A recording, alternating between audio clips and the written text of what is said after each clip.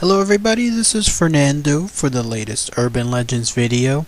I thought I would actually create a part 3 of the Dyatlov Pass Incident only because I had come across a very awesome website that goes over an exact timeline, or at least tries to pierce together an exact timeline of the event as it occurred during that infamous incident. And I mention this because my other two videos on this, part 1 and part 2, they talk about essentially what happened before the incident, and then they talk about what happened after the incident. And the only reason I didn't really cover what was actually during this incident was because that's the mysterious part. That's the part that nobody is able to figure out. I think, as one of the commenters mentioned, it's as if if you could be a fly on the wall, then you could actually experience this and see what happened.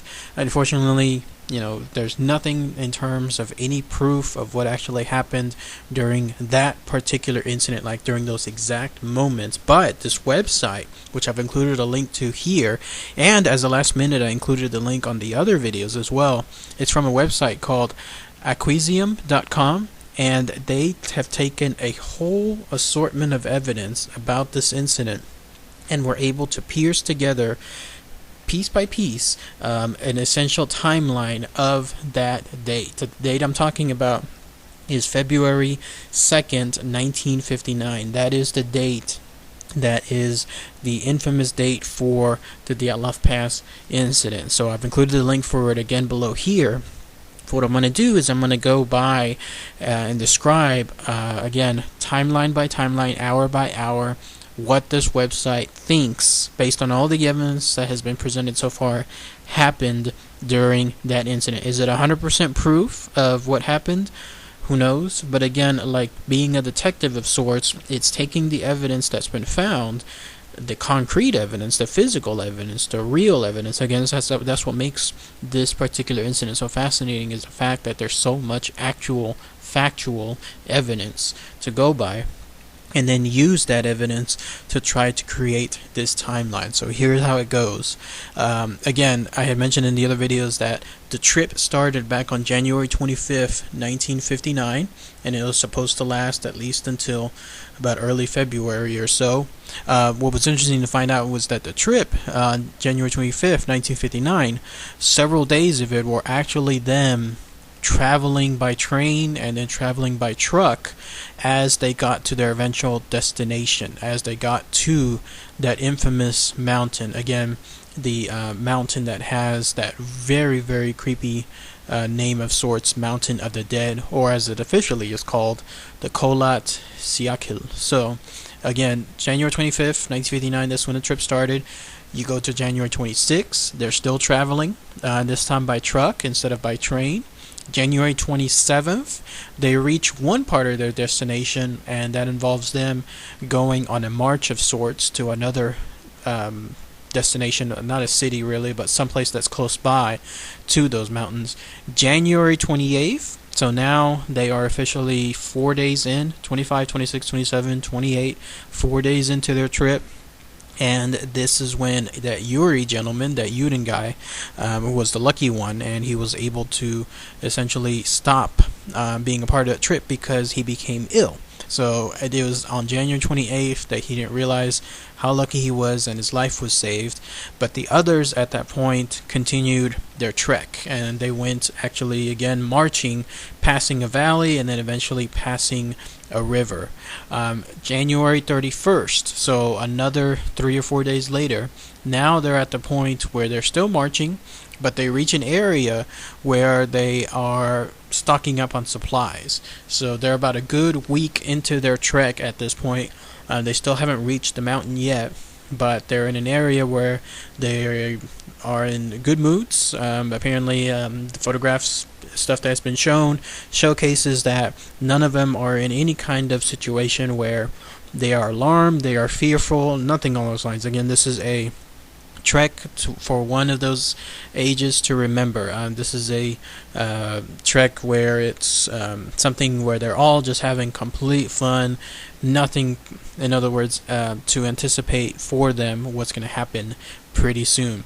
February 1st in the morning, the day before the incident, February 1st, this is when they actually go towards their very last campsite. They travel early in the morning. They go about 2.5 miles, and they stop at a remote location. This is actually on the slopes of that infamous Mountain of the Dead, the Kholat Syakhl. So they traveled early in the morning, February 1st, 1959. They went about 2.5 miles, but they stopped just around the slopes in front of that Mountain of the Dead. And 2.5 miles doesn't seem like too long, but one has to keep in mind that the conditions, the weather at that time, it's all going pretty much uphill.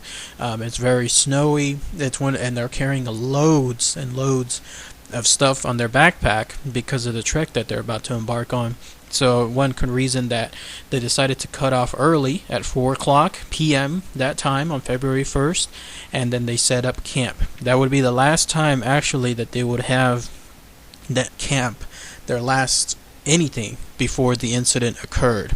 And in fact, further photographs showcased during that time that, again, they're all having a very good time, they're all smiling, they're all enjoying each other. This is, again, no indication of what's going to happen within a few short hours. February 1st, still that same day, later on in the evening, around 6 or 7 p.m., they decided to have a meal as a group. And evidence of this comes from the fact that, based on the bodies that were found and the rate of the food that was within their bodies and how digested it was, that's how doctors were able to determine that somewhere around 6 or 7 p.m. on February 1st, that's when they each had essentially their last meal. So February 1st, 7 p.m. to 10 p.m., that's when they all start settling for the night. Now here's an interesting thing. That website, Aquisium.com, states that some of them actually had the wherewithal or had the notion to actually remove some of their clothing before they went to bed.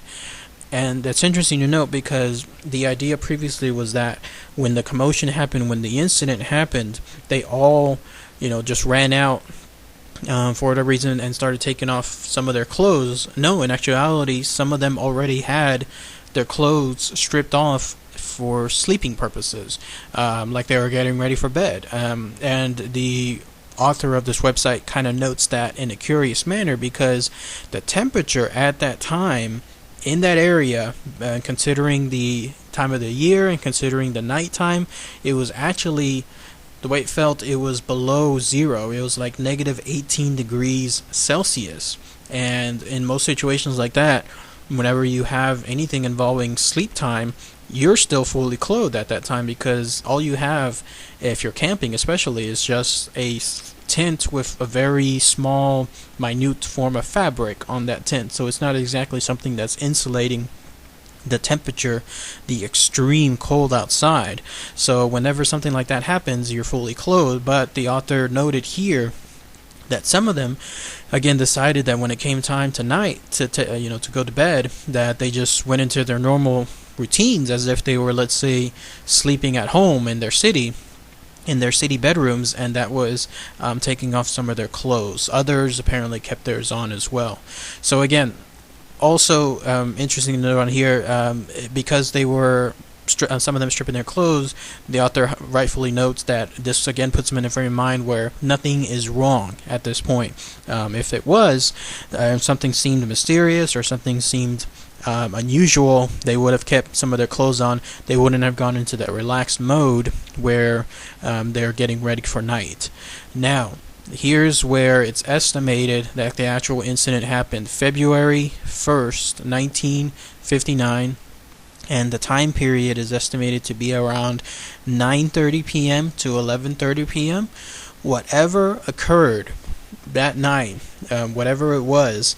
If it was something with UFOs, we don't know. If it was something involving Yetis, abominable snowmans, we don't know. If it was something involving the Russian government, as I had illustrated later, we don't know. If it was something involving, again, somebody experiencing a severe form of cabin fever and going nuts, we don't know. But whatever that incident was, it's estimated to have happened that night, February 1st, sometime between 9:30, maybe even towards 11:30ish to midnight. So it does cross over into the February 2nd period. Whatever it was in that dead of night that suddenly caused these people from their tents to rip those tents out from the inside, and again, and some of them being in various states of underwear and undress, they ran out into the freezing cold. Again, the temperature at that time would have been somewhere around negative 18 degrees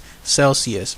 But sometime during that night, February 1st, 9:30ish, maybe up until midnight, this incident happened, and that allowed and forced them to rip the contents from their tents in a mad dash, and a dash as if they were trying to save their lives, and then run out into the freezing cold temperature. And in fact, according to the author on this website, they stated that evidence shows that the way the footprints were found in the snow, they all ran out, not as a group, but they all ran out in a mad dash for each of their own to kind of save their lives. In other words, they were all scattered at first. They all ran out in completely different directions. Something caused them again to just lose their minds and to run out in a mad dash like a rabbit would if, let's say, a wolf was right on its tails in the dead of night, and the rabbit knew that the wolf was right upon it. They were running for their lives. No basic sense, again, involving the extremely cold temperature outside. They just simply ran out as is. But further evidence shows that later on that night, that very same night, the group did get together. They must have realized that if they didn't, then they were going to have some severe, deadly problems later on. And so somewhere around in a distance of, according to the author, around 300 meters or so away from the tent, that's when most of the group got together. Now we're eclipsing into the February 2nd period. It's a little iffish at this point because the timeline, again, is very vague.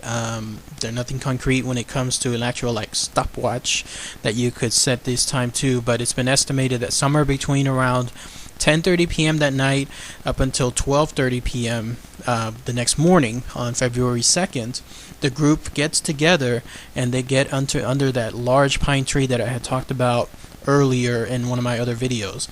This was that tree where they had to have those branches that they stripped it clean of up to 15 feet from the bottom up to the top of the tree. 15 feet where branches were torn off to try to get some kind of fire started.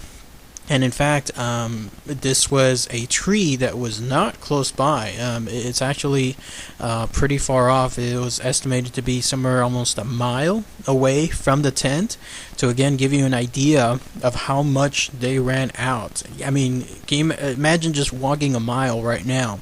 That seems quite a distance, but imagine walking a mile in the dead of night with strong winter storms where you can't see much visibility in front of you, and you can get the sense the panic that they had. But somehow they found a way to all get together, and then that way they could try to see what they could do to survive, and it was all under this pine tree. So they lit the fire, and it was estimated that going into next morning, February 2nd, they stayed there as long as they could. The fire was estimated to last around 2 hours or so based on the amount of branches that they tore off. But they knew at some point that anything involving their survival rate was next to nothing if they did nothing. But for whatever reason, most of them still did not want to go to this tent. That's what makes it so frustrating. What was it that caused this group to first run off from their tent in that mad dash like a crazed rabbit, And then also what caused them to stay away from the tent. Even if their own very survival meant it, they were not returning to that tent. So whatever it was, that's the frustrating part. We'll never know what it was that caused them to do these things.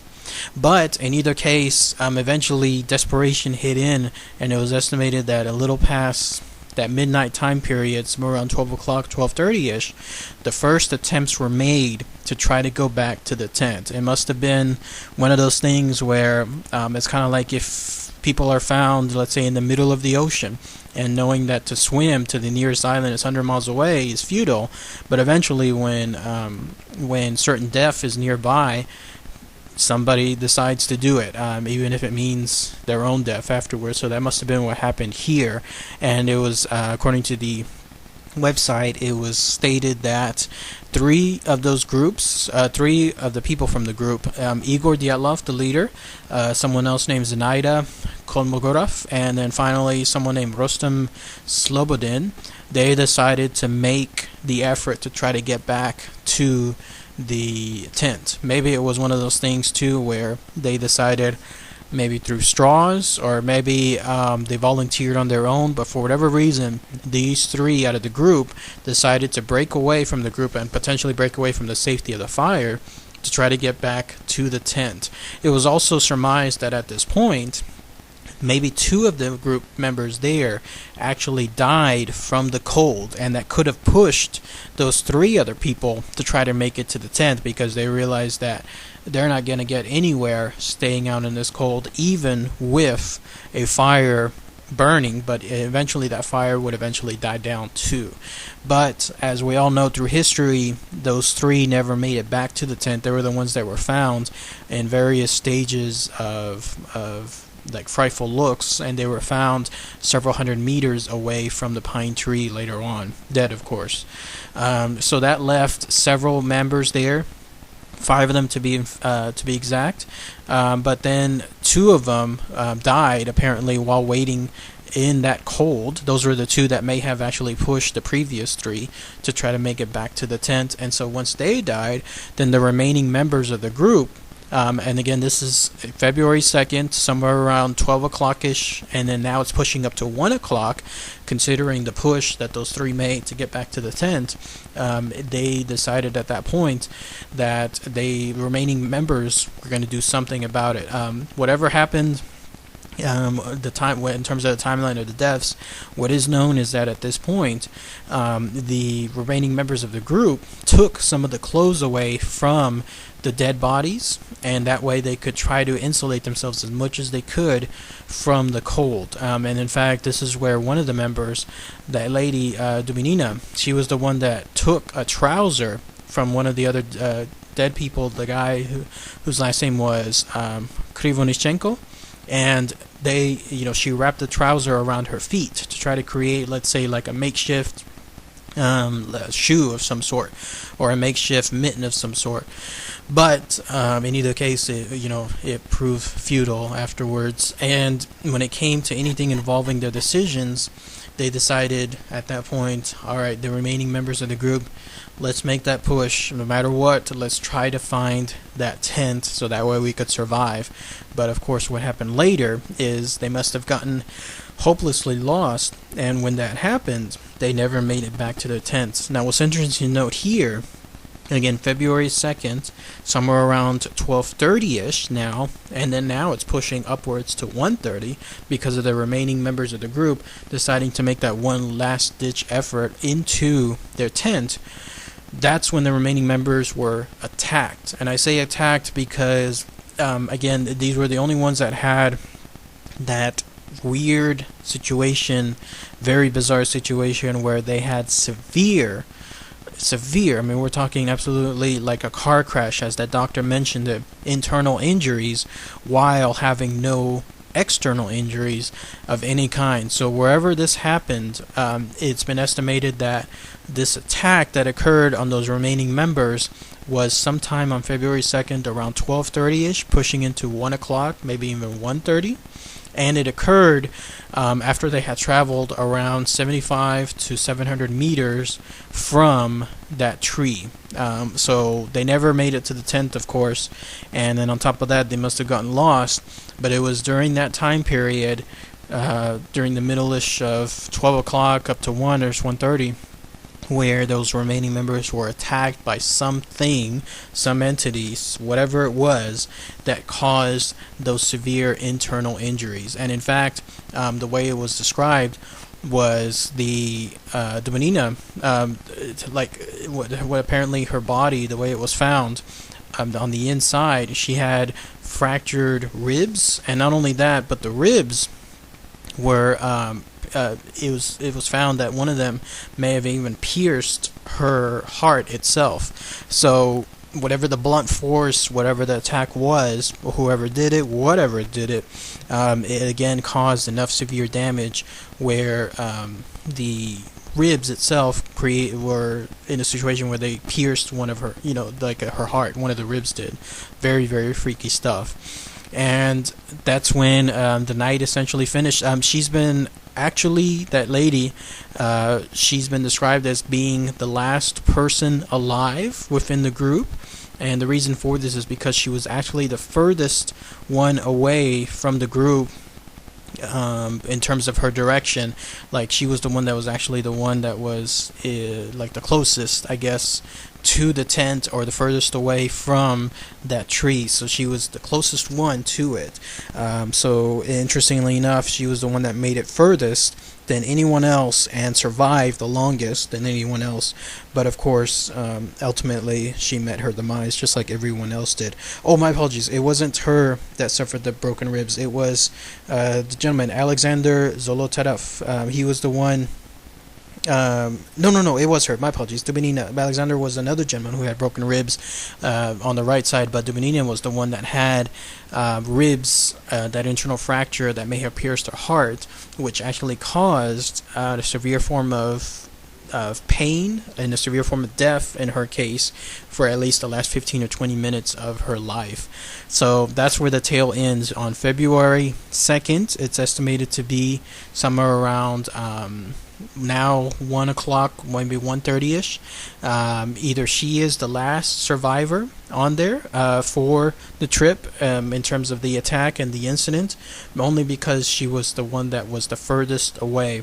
In fact, it's probably been described, if you've seen some of the teaser images for some of the movies adapted for this incident, they usually showcase like a woman lost in the snow. It's because she's been described as being the one that's the furthest away. There's also, though, something that was noted on the website, this, again, Acquisium.com website, and it states that actually there's a chance that Alexander Kolovatev may have been the final one to be alive, only because the way his body was found, he was found as if he was sleeping, like he maybe was huddled and sleeping off and drifting off into sleep, and just only to never wake up.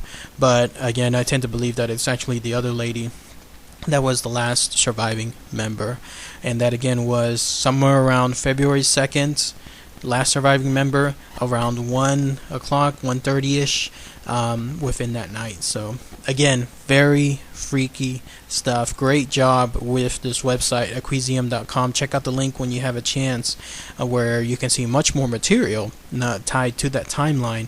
But this is, again, one of the best stuff that I've seen yet when it comes to breaking down what exactly happened during that infamous night, February 1st up until February 2nd early morning, to try to see what happened to this group. Very freaky stuff. So, alright everybody, thanks again as always. Take care. Bye.